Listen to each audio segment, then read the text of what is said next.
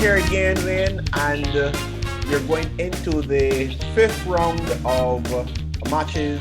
And what am I talking about? Well, we're talking about the BCA's T20 competition. So let's talk T20, Wayne. Well, Philip, hi to you and to all of our viewers and fans. Yes, we are right slap bang in the middle of the round robin stage of the Barbados Cricket Association's T20 Cup competition for elite and first division teams. There's round 5 of 9, so right down in the middle, and the battle is certainly on for places in the quarterfinals. Yes, and you're talking about battles. There's a particularly big one on today in Zone A. Well, I suppose all the teams will think they're involved in a battle, and that's true. But the battle that will attract a lot of attention is at Wildy. Well, yes, one would imagine that will be the focus. This Zone A seems to be a very competitive one, even at this early stage, where we've got some 3 teams unbeaten so far in the 4 rounds the 4 series that we have had, and the 2 of those teams come up against each other today. So at the end of the day, one of these teams would have encountered a defeat once this play, of course, but so it will be quite interesting. That being at Wildy, the Samuel Jackman Prescott Institute of Technology ground there, where the home team Wildy hosting the Empire side. So some big names involved here. Some big names, and who are you backing there in? Well, I don't back any of these teams really. I am neutral. Okay, let me rephrase, Mr. Holder. Mm-hmm. Which team do you think will come away with the points? I still wouldn't be able to say that. I haven't seen the Wildy team play, for instance. I've just been following reports and hearing of their exploits. They have been doing very well. They are at home, so I guess that gives them something of an advantage. I have seen the Empire team play on a couple of occasions, both times against fairly unchallenging opposition. First of all, the Barbados Youth, and then St. Catherine at home. So I would rather sit on the fence on this one. Okay, Wayne. Well, I had a chat with the groundsman at the Wildy Ground, Robert Bascom. I'm sure you know him well. I'll let you hear for yourself. Preparations well underway for the big game, the top of the table clash in the zone, Empire versus Wildy. And what sort of pitch can we expect? Well, we're going to get the same that we have been getting in the last couple of weeks, where you can score as much runs as you want if you are good enough to bat. And so long that we have good bowlers, you will also get a good response from the pitch also. Mm-hmm. So you've been working pretty hard on it. What advice would you have for any captain winning the toss? Well, I don't normally give advice to captains because they don't like doing that. Whether you come and you look at the pitch, right, and you put it together yourself, and then you make a decision. Fair enough. Don't even give Wildy captain that advice. All right. Wildy has been doing pretty well so far this season, unbeaten. What are your thoughts on that? What do you think is responsible for that? Well, I think it's commitment. That's the first thing. If you're not committed to what you're doing, then you're not going anywhere. I think that the batsmen are playing themselves a lot better than they did in last year, they did a couple of years ago. And the bowlers, they are getting better and better as the game goes on. So no surprises then if Wildy can go all the way? There's no surprises in that. Okay. And I think that they can go right to being unbeaten also.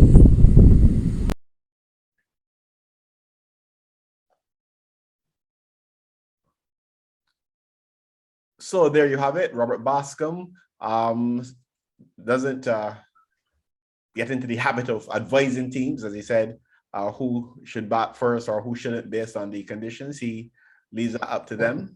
I don't know if one team or the other has that preference. Wayne, have you picked up a pattern like that? Well, no, I actually haven't. If I remember it, the 2 matches that I did follow with Empire, they batted first and well, obviously they won both of them. Nothing exciting or outstanding about the batting. As a matter of fact, a rather modest total they would have made in the game against St. Catherine, and then their bowlers defended it. So I think Empire have been strong in the bowling up to this stage. And interestingly, the spinners have the Barbados and West Indies spin bowling pair of Roston Chase and Jomel Warrican coming very much to the fore. Chase not starting the season, but coming in and doing very well immediately. And Warrican has been basically the standout bowler for Empire.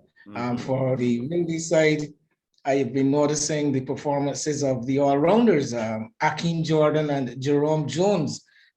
Jordan, this guy Jordan, I think one of the more underrated cricketers on the island. And Jones, of course, a guy who promised a lot sometime back after representing the West Indies at the Youth World Cup, and just has been thereabouts, but not really breaking through. Well, there are other matches in Zone A, other key matches as well. Let's have a look at some of those.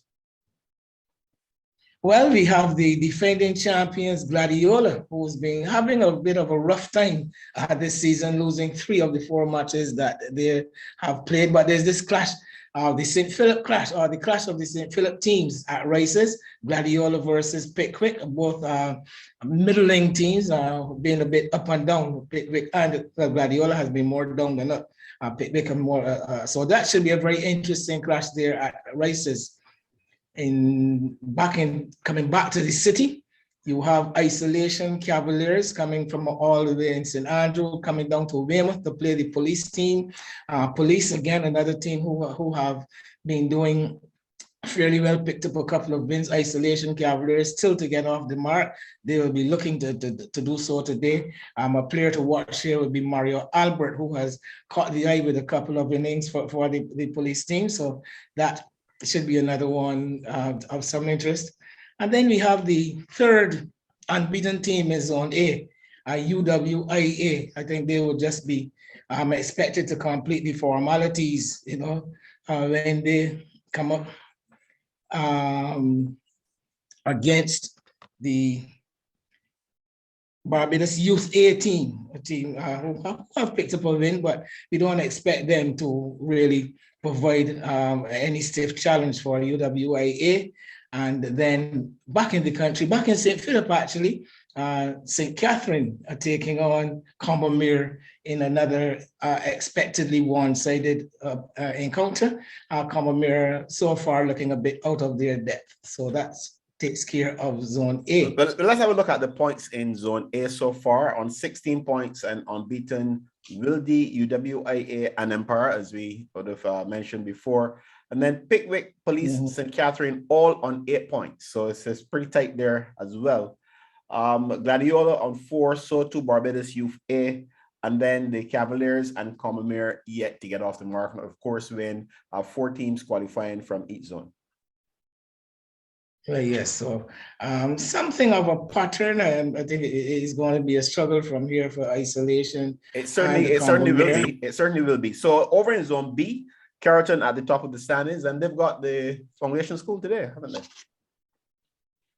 Well, yes, and again, that's another one of those situations where you would expect Carrollton to just continue to be the front runners in this zone. They are the only unbeaten team in this zone, and coming up against a Foundation team, you don't expect much of a challenge there.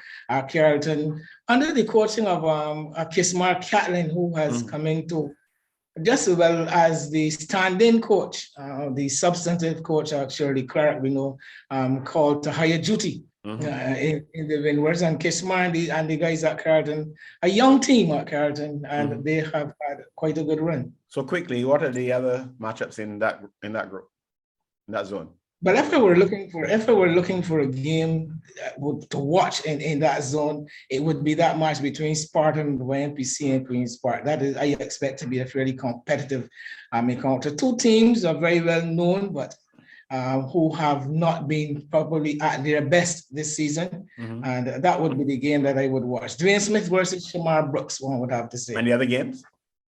The other games, Lords, who had a good start to the season but have faltered recently, they come up against WIB, Yeah. who are in second place actually. Right. Okay. In the zone, joint second with Wanderers, who go up to Yorkshire.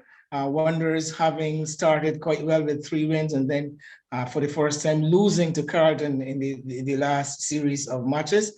So that one, again, Wanderers looking to regain their winning ways. Maple and Youth B, a bottom of the table clash basically. Maple getting off the mark with a victory against Foundation in the last round, and Youth B still haven't made their presence felt. Okay, and the standings there, Carlton on top, as we mentioned earlier, on 16. Wonders on 12. So too UWIB, they're also on 12. Lords on 8, along with Spartan, Yorkshire, and YMPC. Foundation on 4, Maple on 4, and Barbados Youth not yet off the mark. So that wraps it for the standings in Zone B. Final thoughts, man? Well, like I said, looks so far, the weather looks good. Only one series of matches this weekend, the BCA, perfectly timed, I said, again, in the middle of the round robin series. I mean, it is a good idea, especially with Mother's Day being the Sunday, the following today's encounters. So the teams just have to focus on this one match and the jostling for positions as we go into the second half of the competition. So as we say, happy Mother's Day to all mothers. We can also say that's it from Let's Talk T20.